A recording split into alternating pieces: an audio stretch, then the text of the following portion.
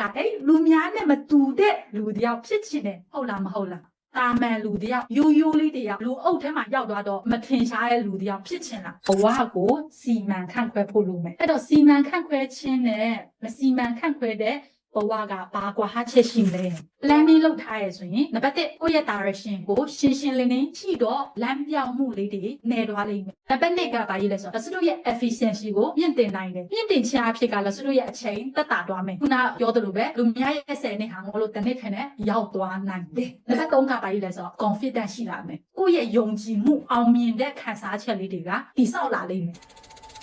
အကျဉ်း planning မလုပ်လို့ရှိရင်ကောနံပါတ်1ဘာဖြစ်နိုင်လဲဆိုတာကိုယ့်ရဲ့စိတ်ဒုက္ခလေးတွေခံနေလိမ့်မယ်ပြီးတော့လို့ရှိရင်ဖိအားလေးတွေပြည့်နေလိမ့်မယ်မနဲ့ထလာတိုင်းထရပြန်ပြီအဲ့ထက်မှပဲမြုပ်နေလိမ့်မယ်နံပါတ်2ကဘာကြီးလဲဆိုတော့လက်စလို့ရဲ့အရင်းမြစ်လေးတွေကိုအလဟတာဖြစ်သွားနိုင်တယ်အခွင့်အရေးလေးတွေလည်းအလကားဖြစ်သွားနိုင်တယ်လူတိုင်းမှာကိုယ့်ရဲ့ပတ်ဝန်းကျင်မှာအရင်းမြစ်ရှိလားမရှိလားအရင်းမြစ်ဆိုတာဘာကြီးလဲဆိုတာနေလို့အောင်မြင်မှုကို supporting ပေးနိုင်တဲ့အရင်းမြစ်တော့မဟုတ်လူတိုင်းရဲ့ပတ်ဝန်းကျင်မှာအခွင့်အရေးရှိနေရလို့နေလို့မြင်လားမမြင်လားရှိတယ်လို့သိချပေါက်ပဲအကြိမ်နှစ်မှာ planning မလုပ်ထားလို့ရှိရင်အဲ့ဟာကနေ့ရဲ့အရင်းမြစ်လို့နေလည်းမသိဒါကနေ့အတွက်အခွင့်အရေးမှန်းနေလည်းမသိဆုံးရှုံးသွားနိုင်တယ်အလကားဖြစ်သွားနိုင်တယ်နံပါတ်3ကဘာကြီးလဲဆိုတော့လက်စတို့ရဲ့အောင်မြင်တဲ့ခံစားချက်လေးတွေကိုရှားပါသွားလိမ့်မယ်ပြီးသွားလို့ရှိရင်လွယ်လွယ်ကူကူနဲ့ပုံမှန်ရိုးအားတဲ့လူတယောက်ဖြစ်သွားနိုင်တယ်လက်စတစ်ချက်မေးကြည့်အောင်အားလုံးမှာ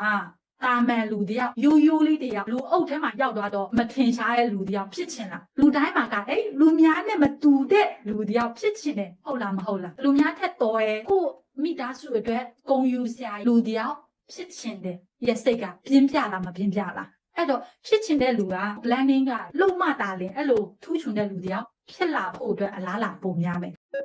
First step